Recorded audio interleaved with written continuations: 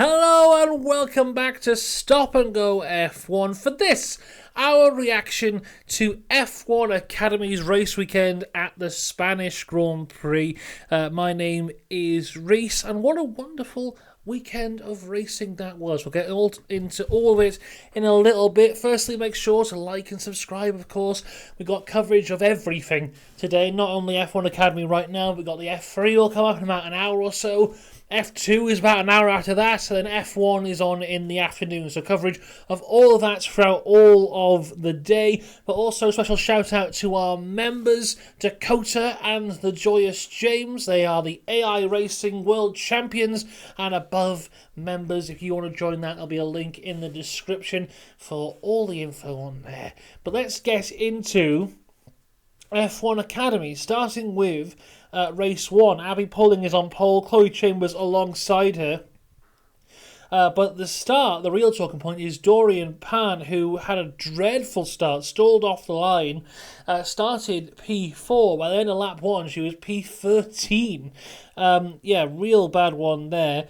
Chloe Chambers has a little tap on Marty as they go into turn 1, as Marty takes up to P2, but Pulling got away really well and kept the lead from there. Further down, it was Maya Vung and Amna Alkabasi who have a crash, which brings out the safety car. Safety car out for a very long time. So the safety car came out on lap 1, didn't go back in until lap 7 of 16. So around about half the race, just under, was under safety car. But in a way, I think that was a bit of a blessing for the drivers, because we'll see in race 2, the tyres, the degradation was really high on the tyres, and today was actually a lot cooler than it was yesterday. So I think having a lot of laps behind the safety car may have helped out some of the drivers there, especially in terms of keeping their tyres in a good window. Off the back of the safety car, Pulling gets away well again, keeping the lead. De Hausch passes Tina Hausman for P7 further down the grid. Dorian Pan is making some moves now to try and reclaim the places she lost on that start. Passes Strider for P11 on lap 8. There is a 5-second penalty for a jump start on Jess Edgar. She was in P6 when that came out. I didn't notice that one. There is a much more blatant jump start to talk about when we get to race 2. Pan again, though, doing some fantastic moves here. This time down the inside of Lovenfoss for P10. That was on turn 10 on lap 11. Great moves from Dorian Pan yet again here. And then a couple laps later, she has passed Leah Block now for P9. Tina Hausman runs wide and is then dropped down to P8 on lap 14 of 16. And that is how race 1 ends, with Abby Pulling taking the win, Marty in second, Chambers third, Bustamante in fourth, Amna Alkabasi in fifth, De Hausch sixth, Pan seventh, Edgar eighth, Hausman ninth, and Leah Block in 10th. Great recovery there from Dorian Pan off of the start, but Abby Pulling taking the win. Into race 2, yet again we have Pulling on pole with Chloe Chambers alongside. Still not a huge fan of... oh dear. Say that again. Still not a huge fan of how they decide the two races. I would much prefer to have it the way that F2 and F3 do it, where you have the one qualifying session and then they reverse the top 10. Instead of having this, your first fastest lap time sets the grid for race 2 and your second fastest lap time sets the grid for race 1. I don't like that, because realistically you get a couple changes but not enough to make the racing too different across the two races. Also, yes, in general on F1 Academy this weekend, I think F1 really gave them the short straw in terms of scheduling of the races, because race 1 yesterday was the last race of the day after F1 qualifying, and then race 2 was the first race of the day today. So the race yesterday was about 5 o'clock. I think, what time would it have been there? Would have been 4 o'clock. And then their race 2, is about 6 a.m. So, it's not a great turnaround, but what it also means is in terms of people being there to actually watch them, the crowd was pretty good yesterday, to be fair, after F1 qualifying. A lot of people sticking around, more people stuck around than I thought would. But today, there's no one there. It's a race at 6 a.m. It's like... So the crowds were a lot less for them this morning, and I don't think that is necessarily fair. And that turnaround I'm not a huge fan of. But, with a weekend like this, where you have F1, F2, F3, and F1 Academy, someone's got to go first. But it just does tend to be, and it does always seem to be, that it is F1 Academy that gets the rough end of the stick when it comes to these scheduling things. And I think if you have something like, normally we have F3, F2, F1, and that's kind of the way it goes, I think it should be the same on both days. So if you're going to have the F1 Academy race after F1 qualifying on day 1, have the F1 Academy race after F1 qualifying on day 2 as well. Don't kind of mess it around there. And I know there might be time constraints or whatever it might be, but I think they really screwed over F1 Academy on their race 2 in terms of that live audience. Anyway, Abby Pulling is on pole, Chloe Chambers alongside, and it's a fantastic start from Chloe Chambers, who takes the lead off the start. It's an even better start for Bianca Bustamante. In fact, it's so good that she went before the lights went out. A very, very obvious jump start for Bianca Bustamante there, and she does get a penalty for that later on. It's another bad start for Dorian Pan, though. Not as bad as on race 1, but still not great. She drops 3 places down to P6 off the start here. A few penalties handed out. Firstly, a 5-second penalty for Jess Edgar for leaving the track and gaining an advantage. Overall, bad day for Jess Edgar. We'll get more into that as we go on. And then the second penalty was for Bustamante for that false start, 5-second penalty for her. Leah Block passes Jess Edgar for P7 on lap 7. Then Pan has a fantastic move down the inside of Bianca Bustamante now for P5. Great move from Dorian Pan there. Further down, Tina Houseman is now past Jess Edgar. Jess Edgar had a great start, obviously gained the advantage of leaving the track, but then just spent all day going backwards. That's not even as far back as she will go.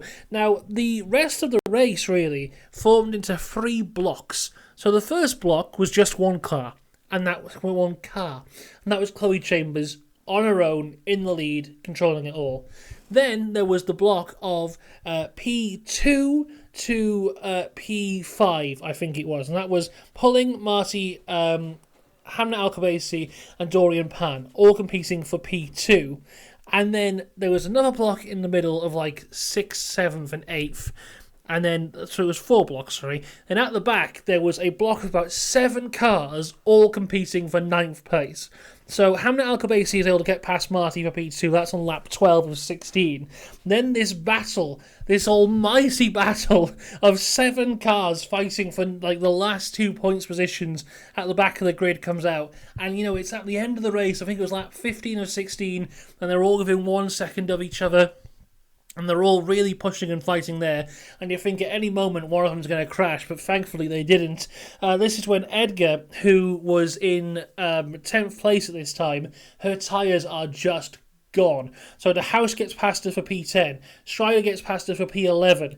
Alcobacy and Vung get past her as well. And then Nobles get past her. She went from 10th to 15th.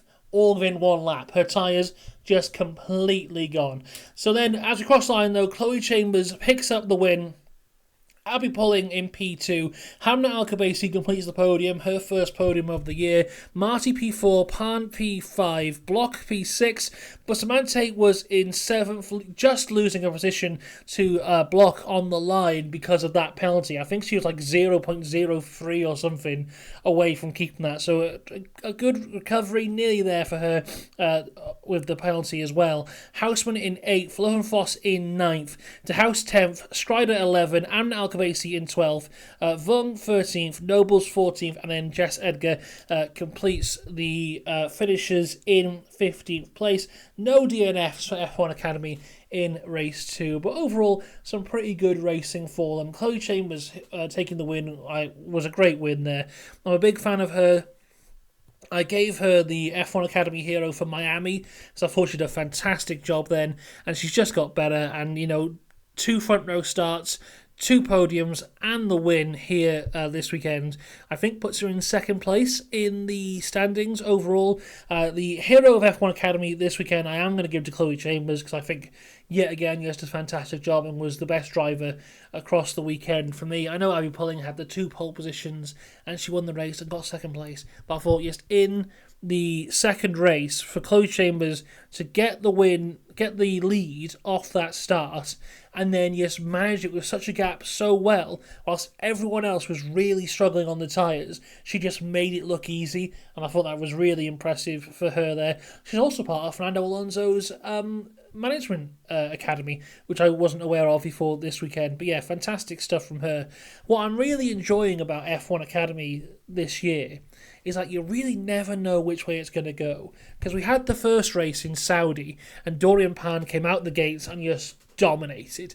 And I think everyone came away from that weekend going, well, Dorian Pan's just going to take this easy. And then we went to race 2 in Miami, and that's when kind of Abby Pulling emerged as this great talent as well. And then also it was like, well, okay, it'll be Pan versus Pulling.